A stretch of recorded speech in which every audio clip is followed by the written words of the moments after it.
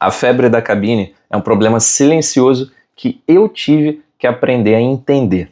Se tem uma coisa que ninguém te conta antes de trabalhar em um navio, seja qual for o tipo de navio, seja de carga, petróleo, cruzeiro ou qualquer outro tipo de embarcação flutuante que faz barulho a noite inteira, é a tal da febre da cabine.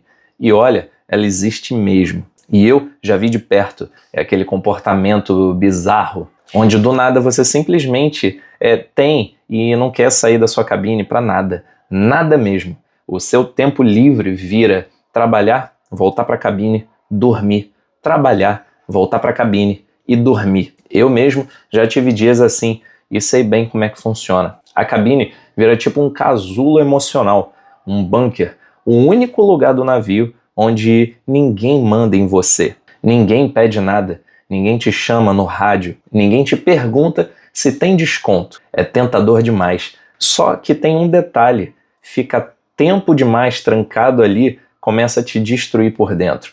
E eu falo isso com conhecimento de causa e também porque eu já vivi e vi muita gente próxima passando por isso. A verdade é que o corpo precisa de sol, vitamina D, gente, vento, vida e cor. Passar horas e horas dentro daquele quadrado de metal com ar-condicionado, luz artificial e cama estreita não é natural. E quando você vai percebendo, o seu humor muda, a sua energia vai embora, você desregula o sono. Começa a evitar as pessoas e aí a febre da cabine está instalada. E isso aqui não é exagero não. Muita gente embarcada passa exatamente por isso. E dentro dos navios, principalmente de cruzeiro, existe aí um cuidado enorme com esse tipo de assunto, porque a galera sabe que não é besteira. Já aconteceu, infelizmente, de colegas irem tão fundo nesse isolamento que acabaram aí,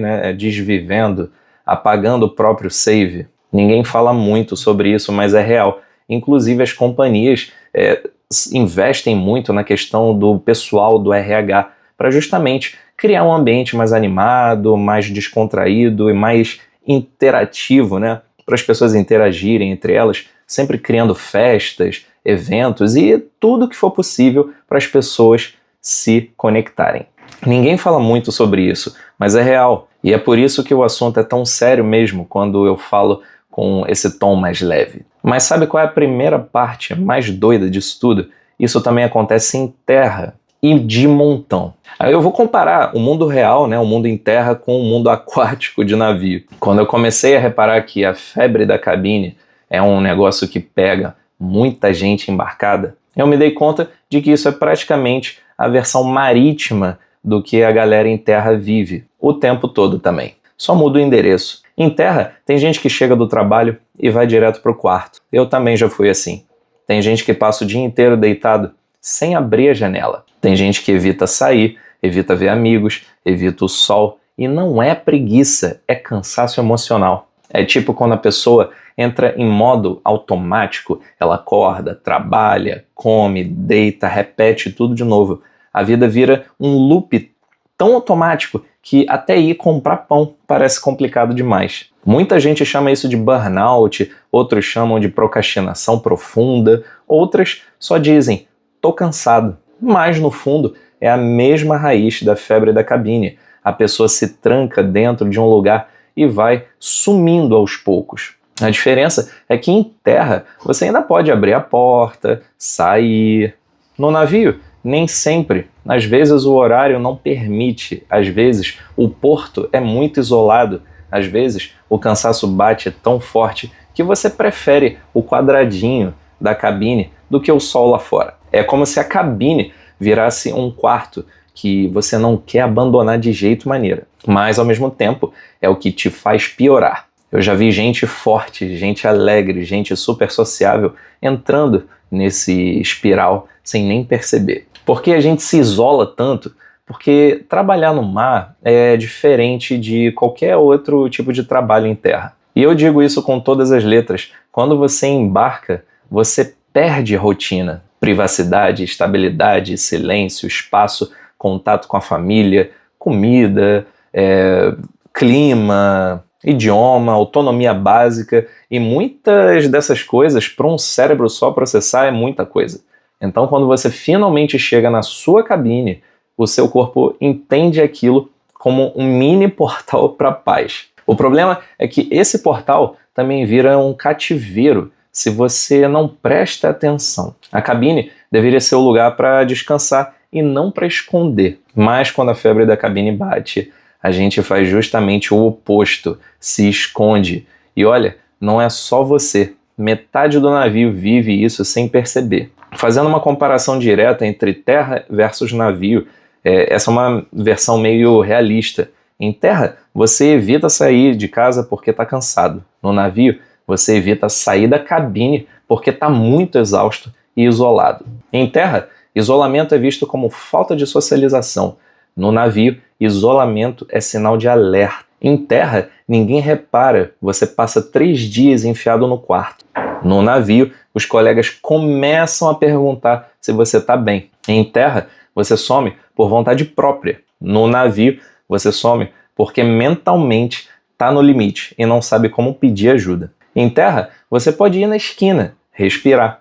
No navio, a esquina é um deck que parece sempre igual. Em terra, o risco de desviver existe. No navio, infelizmente, é mais comum do que deveria. A parte mais importante, a cultura de ajuda que existe no navio é uma coisa que eu aprendi vivendo embarcado e que, apesar de toda a correria, disciplina, pressão, existe lá dentro uma cultura forte de cuidado. As companhias sabem que a vida a bordo é intensa e que o isolamento pode afetar aí qualquer pessoa, até os mais sorridentes, tá? Por isso existe suporte psicológico, atendimento, os médicos, treinamentos sobre saúde mental, campanhas de prevenção, incentivo real para observar os seus colegas, dando orientações para reportar comportamentos preocupantes.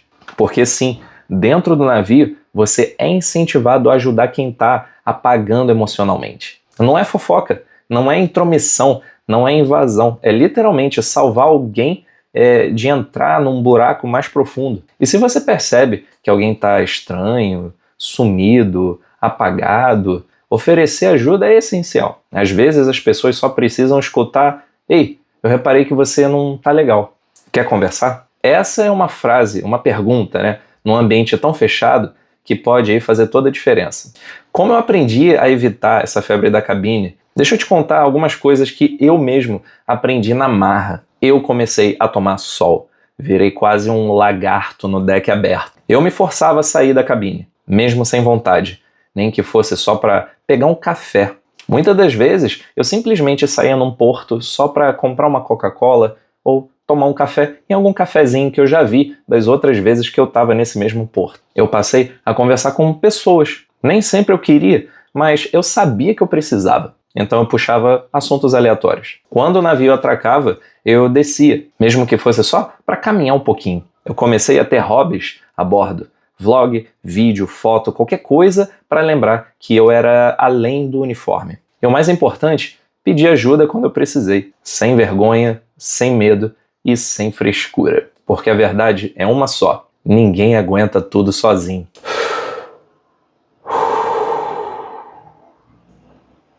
E a conclusão que a gente pode tirar disso é que a febre da cabine é real, é comum e é muito séria, tanto no mar quanto em terra. Mas no navio ela ganha uma força muito maior porque o ambiente é fechado, é isolado e é muito intenso. E se a gente não toma cuidado, ela pega a gente de jeito, sim. Mas ao mesmo tempo existe um lado bonito. Ninguém está sozinho. Trabalhar embarcado é uma experiência incrível demais, mas exige que a gente se cuide, que a gente observe os outros e a gente mesmo, e que a gente não deixe a mente virar refém daquela cabine, pequenininha demais para tanta emoção. Sai um pouco, toma um sol, fala com alguém e lembra, você tá vivo, tá trabalhando, tá viajando o mundo. E isso tem muito valor. Se cuida e cuida dos outros também.